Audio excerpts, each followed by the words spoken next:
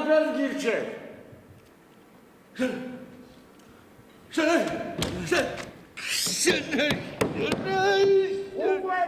რობერტ სტურუა შექსპირის თეატრის პარადოქსული ინტერპრეტატორი დრამატურგს ისევ არ ღალატობს. რუსთაველის თეატრის დიდი სცენა პრემიერისთვის ემზადება. დღეს აქ მოსულ მაყურებელს იულიუს კეისარი მეტაფორებით სავსე სამყაროში ამოგზაურებს. ვისაც ენდობი ის გაქრიდი. რომის ისტორიის რეალურ ფაქტებზე დაფუძნებული პიესა ერთ-ერთია იმ სამი დრამიდან, რომელიც ლეგენდარული იმპერატორის შესახებ მკითხველს ყველაზე ნამდვილ ამბავს უყვება.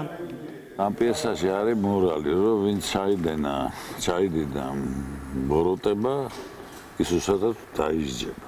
მე მეჩვენება, რომ არ დაისჯება. ბოროტება ხშირად განაგრძობს გენიალურად ცხოვრებას. შეიძლება იცვლის ფერს, გადადის სხვა ადამიანში, მაგრამ ის მაინც არსებობს.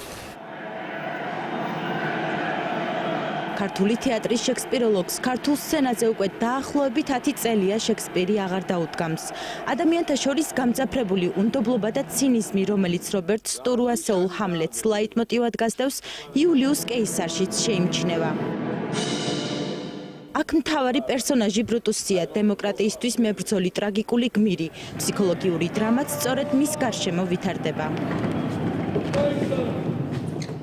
ბატონმა რობერტმა სხვა განზომილობაში გადაიყვანა სპექტაკლი და სხვა ხასიათი მიცა. ყოველთვის ანებიურებს სტურუა თავის მსახიობებს და არ გვაძლევს არასწორი გზით რაღაცებისკენ წასვლას, ზედმეტ სატანჯველს არ გვიმატებს.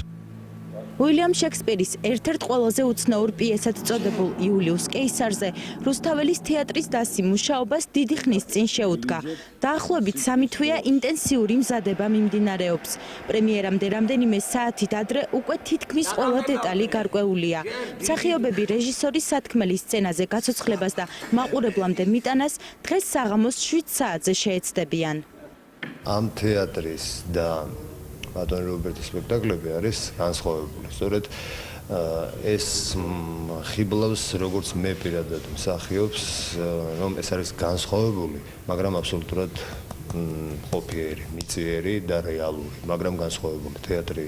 სწორედ ეს არის ჩემთვის, რომ ყველაზე თვალსაჩინო რაღაცას ყვები განსხვავებულად და ამ დროს კიდევ უფრო მეტი ინფორმაციას, ემოციას აწვდი ადამიანს მაყურებელს ამ შემთხვევაში. მაგარი რამე გამოდის რა.